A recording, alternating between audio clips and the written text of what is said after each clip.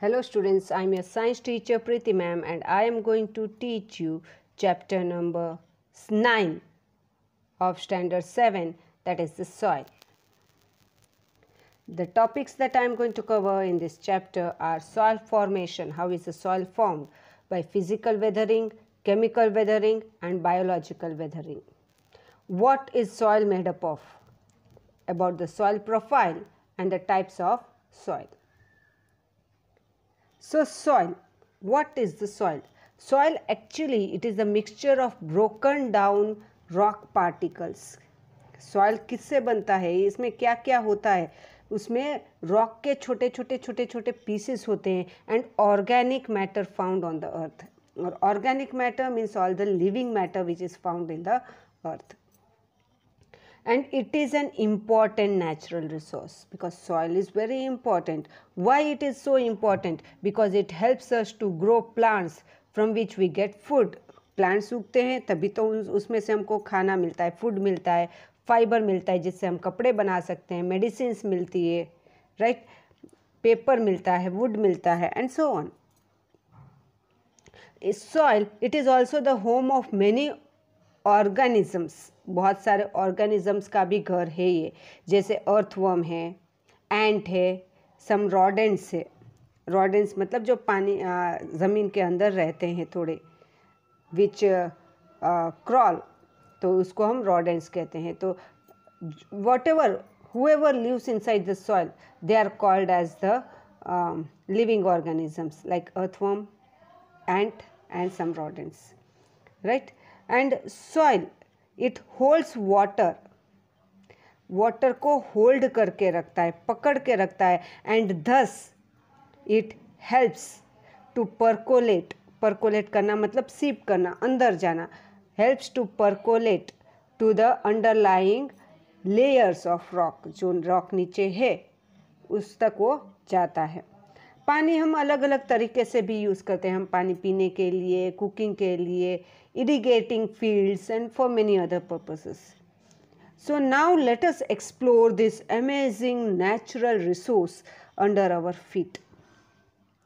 And one more thing students, earthworms they are called as farmers friends. हम उसको farmers friend कहते हैं. क्यों हम उनको farmers friend कहते हैं? इसीलिए because their excreta are rich in nutrients and fertilize the soil.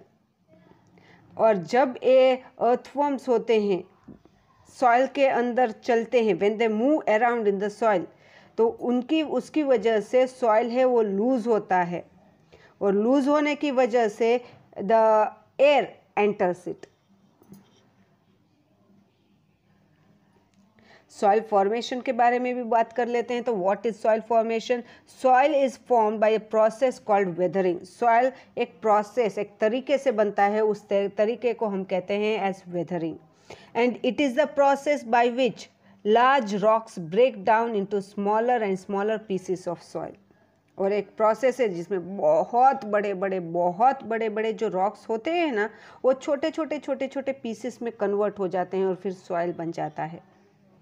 और वेदरिंग जो है, weathering of the rocks can be caused by, अलग अलग तरीके से वेदरिंग होता है. तो कौन कौन से तरीके से होता है? By physical, chemical and biological agents. Physical तरीके से, केमिकल से भी होता है, और बायोलॉजिकल एजेंट्स उनकी वजह से भी होता है. तो ये सब क्या है? I teach you now.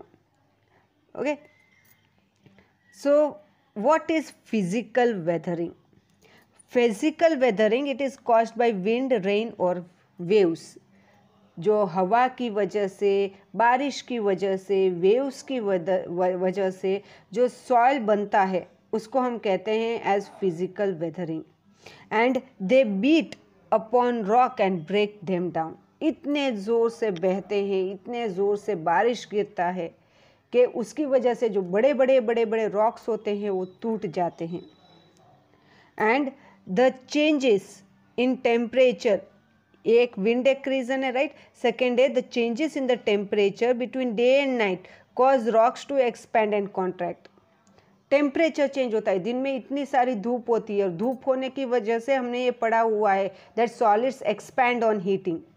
तो धूप की वजह से रॉक्स होते हैं वो एक्सपैंड होते हैं और रात को ठंडा हो जाता है क्योंकि रात को सनलाइट नहीं मिलती है तो दे कॉन्ट्रैक्ट। और ये एक्सपेंशन और कॉन्ट्रैक्शन की वजह से भी रॉक्स में क्रैक्स हो जाते हैं, राइट, और उस तरह से भी वो टूट सकते हैं। और भी है इन कोल्ड रीजन्स, जहाँ पर ठंडी ज़्यादा होती है वहाँ पर कैसे होता है, the water can enter this cracks and freeze. Water एक क्रैक्स जो बन गया उसमें चले जाते हैं और फ्रीज हो जाता है। और हमने ये पढ़ा हुआ है कि आइस जो है जब हम उसको फ्रीज करते हैं इट्स वॉल्यूम इंक्रीजेस, उसका वॉल्यूम इंक्रीज होता है। तो इस इंक्रीज की वजह से भी क्रैक्स होते हैं वो बड़े हो जाते हैं। Since water expends when it freezes it makes the cracks widen, इसकी वजह से भी क्रैक्स बड़े हो सकते हैं।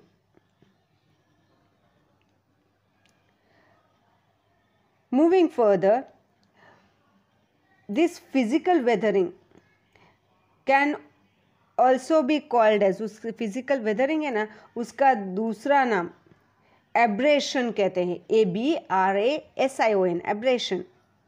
और इसका मतलब होता है when two pieces of rocks when they are rubbed against each other, जब एक दूसरे के सामने हम उसको रब करते हैं तब भी ये टूटता है, राइट। तो इसको भी फ्रिक्शन, जिसको हम कहते हैं फ्रिक्शन की वजह से भी ये हो सकता है। अब बात करते हैं केमिकल वेदरिंग की। Chemical weathering is the weathering of rocks bye chemicals. जो केमिकल्स की वजह से रॉक्स होते हैं, वेदर होते हैं, रॉक्स होते हैं, वो टूटते हैं, उसको हम कहते हैं as chemical weathering. Rain water contain some weak acids. Rain water में वीक एसिड्स होते हैं थोड़े, और these acids react with minerals present in the rocks. rocks mineral से ही तो बने हुए होते हैं, तो ये जो एसिड्स है मिनरल्स के साथ रिएक्ट करते हैं and eat them away making them crack, और खा जाते हैं, और उसकी वजह से उसमें क्रैक भी हो सकता है। ये भी एक रीज़न है। फिजिकल वेदरिंग हमने पढ़ा, केमिकल वेदरिंग पढ़ा। Now let's discuss about the biological weathering. Biological weathering it is caused by living things, क्योंकि बायोलॉजी मतलब लिविंग थिंग्स। तो होगा क्या कि roots of plants sometimes grow in cracks caused by physical weathering. Roots होंगे तो शायद फिजिकल वेदरिंग की वजह से उसमें प्लांट्स और होंगे तो वहाँ के रूट्स वहाँ पर हो सकते हैं करके, और रूट्स होने की वजह से प्लांट्स ग्रो होंगे, right. Sometimes grow in the cracks which is caused by physical weathering. तो जो क्रैक्स हो गए हैं वहाँ पर प्लांट्स उग सकते हैं। अब as the roots grow the cracks become deeper. Roots जैसे जैसे जैसे जैसे बढ़ते जाएंगे वैसे वैसे ये क्रैक्स है वो गहरे होते जाते हैं, और the cracks are going to widen and eventually they are going to crack और ब्रेक। तो ये भी हो सकता है एक reason. Organism such as lichens, lichens हमने पढ़ा हुआ है फर्स्ट चैप्टर में, दैट ग्रो ऑन रॉक्स, जो रॉक्स पर उगते हैं, they release acids, acid release करते हैं थोड़े, and that weather the surface of the rocks. और एसिड की वजह से भी रॉक्स वेदर हो सकते हैं, रॉक्स टूट सकते हैं। So a combination of these types of weathering helps in soil formation. कौन कौन से? फिजिकल वेदरिंग, केमिकल वेदरिंग और बायोलॉजिकल वेदरिंग की वजह से सॉइल बनता है। The breakdown of organic matter by decomposers, decomposers जो होते हैं वो ऑर्गेनिक मैटर्स को ब्रेक करते हैं, सच एज फंगी और बैक्टीरिया, और इसकी वजह से सॉइल होगा वो कैसा बनेगा? Fertile. Soil takes millions of years to form. एक दो दिन का ये काम नहीं है, सॉइल को बनने के लिए बहुत बहुत बहुत ही ज़्यादा साल लग जाते हैं, right. So these are the agents of weathering. Sun की वजह से, बारिश की वजह से, हवा की वजह से भी टूट सकते हैं। देखो क्रैक्स हो सकते हैं बारिश की वजह से। बारिश का पानी जब इसमें भर जाएगा, फ्रीज हो जाएगा, तब भी ये हो सकता है। कभी कभी इसमें बायोलॉजिकल वेदरिंग भी आपको यहाँ पर दिखाई दे रहा है। देखो रॉक्स पर आपको यहाँ पर प्लांट्स उगते हुए, रूट्स जब इसके अंदर जाएंगे डीपन हो जाएगा और उसकी वजह से भी ये टूट सकते हैं। So what exactly is the soil made up of? Soil is made up of rock particles of different sizes. अलग अलग साइजेस के रॉक पार्टिकल से बने हुए होते हैं। And humus in varying proportion, humus होता है मगर ह्यूमस उनका अलग अलग प्रोपोर्शन में, हर प्लेस में अलग अलग ही होगा ना। It depends upon how many organisms live over there, उसके हिसाब से ह्यूमस भी अलग अलग होगा और अलग अलग प्रोपोर्शन में होगा। सॉइल कंटेन्स एयर, सॉइल में क्या होता है? एयर होता है, वाटर होता है, मिनरल्स होते हैं। Organisms like earthworm, millipedes, centipedes, various insects and microorganisms live in the soil. और सॉइल में बहुत सारे लिविंग ऑर्गेनिज्म रहते हैं सॉइल के अंदर। तो सॉइल प्रोफाइल की बात कर लेते हैं। सॉइल प्रोफाइल का मतलब क्या है कि सॉइल कैसा होता है, उसमें कितने कितने हॉरिजॉन्स होते हैं, उसके बारे में हम बात करते हैं। So if you visit a construction site where soil has been excavated to make the foundation of the building, पहले आपको पता है वो पहले खड्डा खोदते हैं, घर बनाते हैं तब, राइट? तो आप उसमें ऐसा देख सकते हैं कि सॉइल है उसके अलग अलग लेयर्स आपको दिखाई देते हैं अगर आप अच्छे से ऑब्जर्व करो तो soil consist of different layers and a vertical section of soil that shows the different layers in the soil, it is called as soil profile. अलग अलग लेयर्स जहाँ पर आपको दिखाई देते हैं उसको हम कहते हैं सॉइल प्रोफाइल। इसका मैंने पिक्चर अटैच किया हुआ है। I will discuss with that when we come to the picture, but will continue at present. उसका दूसरा नाम है लेयर्स को हम हॉरिजॉन्स भी कहते हैं। तो हॉरिजॉन्स किसे कहते हैं? तो द ओ हॉरिजॉन होता है। It is made up of dead and decomposed plants. इसमें क्या क्या होता है? डेड और डिकम्पोज्ड, मरे हुए, डिकम्पोज हुए प्लांट्स और एनिमल्स ओ हॉरिजॉन में होता है। और ए लेयर बहुत ही थिन होता है एंड डार्क इन कलर। फिर उसके नीचे आएगा हमारा A horizon. On top soil lies just below the O horizon. O horizon के नीचे कौन सा हॉरिजॉन आएगा? A horizon. And it contains fine soil particles, बहुत ही छोटे छोटे सॉइल के पार्टिकल्स होते हैं and large amount of humus, और ह्यूमस तो इसमें भर भर के होता है। और इसके आगे organisms like earthworm, fungi, bacteria and other microorganisms are found in O and A horizons। और A horizons में हमको अलग अलग माइक्रो ऑर्गेनिजम्स देखने को मिलते हैं, इसलिए सॉइल फर्टाइल कहलाता है। देखो जैसे आपको यहाँ पर दिखाई दे रहा है ना, ये डार्क कलर का जो है ना that is the O horizon. बाद में इतना लेयर आपको दिखाई दे रहा है ना that is the A horizon. Then comes the B horizon, फिर आएगा C हॉरिजॉन और लास्ट में आपको यहाँ पर R दिखाई दे रहा है। तो इसके बारे में हम डिस्कस करते हैं बाद में। सॉइल प्रोफाइल, तो सॉइल प्रोफाइल होता क्या है? सॉइल प्रोफाइल में हमने ए हॉरिजॉन के बारे में पढ़ा, हमने ओ हॉरिजॉन के बारे में पढ़ा। Now let us discuss about the B horizon. इसका दूसरा नाम सब सॉइल है। It is a layer below the top soil, top soil के नीचे आता है। And it is made up of minerals, tiny rocks and small amounts of humus. Minerals से बना हुआ होता है, छोटे छोटे रॉक्स होते हैं और उसमें थोड़ा ही प्रोपोर्शन ह्यूमस का होता है। And it also has cracks and pores that help water to seep through, और उसमें क्रैक्स होते हैं, होल्स होते हैं, जिसकी वजह से पानी अंदर सीप हो जाता है, उसके थ्रू निकल सकता है। तो sub soil is lighter in colour than top soil. Sub soil होता है वो लाइट कलर का होता है than the top soil, right, because it does not contain much humus, क्योंकि उसमें ह्यूमस होता नहीं है।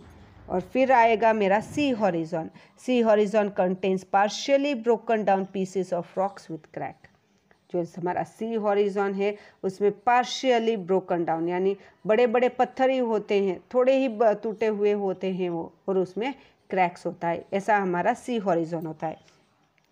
And beneath this is the parent rock, और उसके नीचे जो बड़े बड़े पत्थर होते हैं वो उसको हम पेरेंट रॉक कहते हैं, from which the soil was formed. This layer of solid non porous rock it is called as bed rock. तो ये नॉन पोरस होते हैं, उसमें क्रैक्स नहीं होता है, पोर्स नहीं होते, इसलिए हम उसको बेड रॉक कहते हैं, इसका दूसरा नाम। And rain water that seeps into the soil collects as ground water over bed rock, और ये बेड रॉक के ऊपर ही पानी सारा जो सीप हुआ है, गया है नीचे, वो सारा इसी में जमा होता है। और इसके बारे में हमारा पूरा एक चैप्टर है, उसके बारे में उसमें हम पढ़ते हैं। तो एक काम करते हैं, कैसे हमको पता चलेगा कि सोइल प्रोफाइल कैसा होता है। तो एक एक्टिविटी हमने यहाँ पर की है। क्या हमने किया, एक बॉटल लिया, we filled it with water, we will take a handful of garden soil and add inside the water. Add किया, फिर क्या, उसको मिक्स करेंगे और उसको ऐसे ही 30 मिनट्स तक बिना उसको टच किए रखेंगे। And we will observe the different layers of the soil which is formed in the bottle. जो हेवी होते हैं, हेवी पार्टिकल्स जिसको हम ग्रेवल कहते हैं, वो सबसे नीचे होगा, और फिर उसके ऊपर थोड़े उससे छोटे पार्टिकल्स, बाद में उससे छोटे पार्टिकल्स, ऐसे उसका लेयर पूरा बन जाता है। और जो ह्यूमस होता है it will float on water surface. Okay, now types of soil. There are many types of soil, क्योंकि सॉइल्स होते हैं, they differ in colour, they differ in texture, chemical composition, fertility के हिसाब से वो अलग अलग होते हैं। The type of soil depends on many factors, बहुत सारे अलग अलग फैक्टर्स पर सॉइल डिपेंड करता है। कौन कौन से, such as the size of the soil particles, soil particles का साइज क्या है, the amount of humus present in the soil, कितना ह्यूमस है, and the type of parent rock, और कौन से पेरेंट रॉक से बना हुआ है। The type of parent rock decides which mineral will be present in the soil, और पेरेंट रॉक में कौन सा मिनरल है, सॉइल में वही मिनरल आएगा। Depending on the size of the particles, soil is classified into clayey, sandy and loamy soil. Size के हिसाब से हम 3 टाइप्स में क्लासिफाई करते हैं। कौन कौन से, सैंडी सॉइल, क्लेई सॉइल और लोमी सॉइल। और there are more micro organisms in a handful of garden soil. Garden soil का हाथ में अगर एक मुट्ठी भरेंगे ना, उसमें हमको इतने सारे माइक्रो ऑर्गेनिजम्स उसमें होते हैं जितना हम सोच भी नहीं सकते। हम ऐसा कहते हैं कि पूरी दुनिया में जितने भी लोग हैं उससे बहुत सारे ज़्यादा माइक्रो ऑर्गेनिजम्स हमारी मुट्ठी में होंगे। Okay, now let's discuss about the sandy soil. Sandy soil is made up of large coarse particles that have large spaces between them. Air spaces जिसमें होते हैं, जो बड़े sizes के होते हैं, air spaces होते हैं, उसको हम कहते हैं sandy soil. And it contains very little silt and clay. Silt भी नहीं है, बहुत ही कम silt और clay होता है, और इसकी वजह से उसमें हमको बहुत सारे large spaces दिखाई देते हैं between the particles. और Sandy soil it does not hold water and ड्राइज quickly, पानी उसमें रहता ही नहीं है, पानी डालते हैं तो तुरंत ही वो नीचे चला जाता है, पानी उसमें रहता ही नहीं है, इसलिए क्विकली ड्राई हो जाता है। वो सारे हम कोस्टल एरियाज में जाते हैं तो वहाँ पर होता है ना, वैसा सैंड होता है। And it drains water and nutrients easily, पानी भी ड्रेन हो जाता है और न्यूट्रिएंट्स भी ड्रेन नीचे हो जाते हैं। And it is a kind of soil found in beaches and deserts, और बीचेस और डेजर्ट में हमको ऐसे टाइप के सॉइल देखने को मिलते हैं। तो टाइप ऑफ सॉइल्स के हिसाब से देखो, ग्रावल का साइज क्या होता है, तो 4.5 to 80 mm, सैंड का 0.075 to 4.75 mm, सिल्ट का 0.002 to 0.075 mm, और क्ले का लेस देन 0.002 mm होता है। अब क्लेई सॉइल की बात करते हैं। तो clayey soil is made up of very fine closely packed particles. ये तो बहुत ही छोटे होते हैं और इसमें पार्टिकल्स होते हैं, वो एकदम एक दूसरे से चिपके हुए होते हैं, that there is no space between the particles. Particles के बीच में स्पेस ही नहीं होता, और स्पेस नहीं होता तो क्या होगा, वाटर ड्रेन उसमें से हो नहीं पाता। Water drains through clayey soil very slowly, और होगा तो बहुत ही धीरे से वो ड्रेन होगा। Although it retains moisture, moisture तो होगा क्योंकि पानी ड्रेन होने नहीं देगा, तो क्या होगा, not all plants grow in it as their roots do not get enough air. वहाँ पर ज़्यादा प्लांट्स ग्रो नहीं हो पाते हैं। क्यों नहीं हो पाते हैं, पानी तो उनको मिलेगा मगर उनको एयर नहीं मिलेगा, उनके रूट्स को एयर नहीं मिलेगा ब्रीथ होने के लिए, इसलिए प्लांट्स वहाँ पर ग्रो नहीं हो पाते। और clayey soil it is use to make pots, जो हम पॉट्स बनाते हैं वो सारे क्लेई सॉइल के बने हुए होते हैं। अब बात करते हैं लोमी सॉइल की। Loamy soil contains sand. Loamy soil बहुत ही अच्छी सॉइल होती है जिसमें सैंड भी होता है, क्ले भी होता है, और another type of soil particles called silt. दूसरे भी सिल्ट भी होता है जो बहुत ही छोटे पार्टिकल्स होते हैं। And silt particles are smaller than sand grains, sand grains से भी छोटे होते हैं, but they are larger than clay particles, और क्ले पार्टिकल्स से बड़े होते हैं, उसको हम सिल्ट कहते हैं। लोमी सॉइल और लोम दूसरा नाम उसका, it contains equal amounts of sand and silt. Sand भी होता है और सिल्ट भी होता है लोमी सॉइल में। So it drains water well, पानी अच्छे से ड्रेन हो जाता है, उसमें एयर स्पेसिस भी होती है और उसमें न्यूट्रिएंट्स भी होता है। ऐसा सॉइल जिसमें एयर स्पेसिस भी होती है, वाटर भी ड्रेन अच्छे से हो जाता है और न्यूट्रिएंट्स भी जिसमें कंटेन होते हैं, उस टाइप के सॉइल को हम कहते हैं as loamy soil, and it is suitable for crop cultivation and gardening.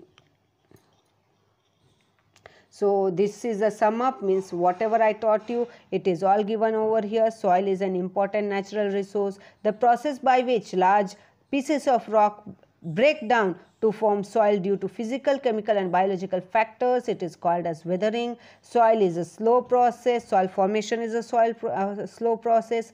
Soil has different layers which is called as horizon. A soil profile is a vertical section through which soil that shows us its different horizons. And soil is classified into sandy, clayey and loamy soil based on the size of the particles. And these are some of the questions. You are going to write down the answer and share it to me personally. So I end up my lecture over here, students. Bye bye. Have a great day.